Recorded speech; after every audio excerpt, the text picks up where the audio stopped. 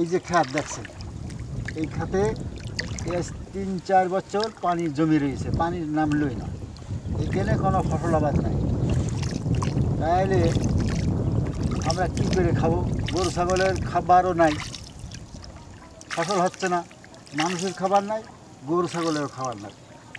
তাহলে এখানতে আমাদের কোনো বেঁচে থাকার কোনো পদ্ধতি নেই, যার কারণে এখন আমরা এই হাঁস পালন করি বা ধাপ চাষ করি, আমরা টিকে আছি। 3000 সালেতে এই হাঁস পালন করি, বেশি করে পালন করি।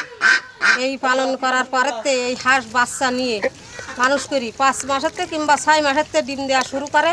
এই একেধারে ডিম দিয়ে যায় 2 মাসই দেয়, বেশি রকম 2 মাসই ডিম দেয়, তারপরে 15 দিন ছাড়ান দেয়। তারপরে এই ডিম বিক্রি করি আমরা বাড়ি কিছু জুড়িয়ালার কাছে কিংবা বাজারে হুটিলি বিক্রি করি, আমরা সংসার টিকায় রাখিছি।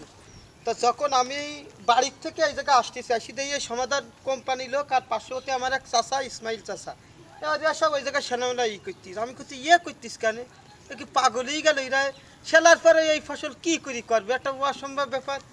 এবার ওই সেলাই এক জায়গায় করলো, করার পরে এরকম করে শেওলার ওই কাদা এরকম ছোট্ট ছোট্ট গুটি বানাই, ওর মধ্যে ওই প্রথম ঢেঁড়স চাষ করে, ঢেঁড়সের বীজ দিলে ওর মধ্যে দিয়ে ওরা প্রথম দিন ওইভাবে করি গেল। এবার তার 2-3 দিন পরে যেই হতো চারা বারো কিছু বাল হতো, এরপরের মধ্যে বীজ দিয়ে গেল আর উতি চারাই গেল। আর আস্তে আস্তে ঢেঁড়স হইলো। এবার তখন ছিল শুনু বুইটা, সামান্য পানি ছিল। পরবর্তীতে যখন পানি আসলো, ওই বেড আস্তে আস্তে পানি যত বৃদ্ধি পায় বেড উপরে উঠতে লাগে, আর ওই ঢেঁড়সের চারা তত সৌন্দর্যতি লাগে। সে ঢেঁড়সের চারা কি উপরে যা ছিল তার উপরে মানুষ যা লাগায় তার থেকে অনেক ভালো। ওই বেড করি গোপালগঞ্জেতে ওনারা লোক নিয়ে আসলো, তারা আমাদের প্রশিক্ষণ দিত, আমাদের ওই চাষা থাকতো, আমাদের অঞ্চলের মহিলারা থাকতো, আমাদের নিয়ে যাইতো ওই অঞ্চলে দেখাতি কীভাবে কী চাষ করতো। এইভাবে আমরা এই পদ্ধতি জানতে পারলাম। তারপরে ওলকপি, লাউ, পুঁই শাক সমস্ত সবতি লাগলো। আর ওয়াই কি, আর এতে মোটে সার দেওয়া লাগে না। এই বড় ধাপ চাষ 3 সালের থেকে শুরু হলো, এর আগে ছিল না, এর আগে এই পদ্ধতি আমাদের অঞ্চলে ছিল না। আমাদের এই জলবদ্ধতার সঙ্গে খাপ খাওয়াই চলতেছে।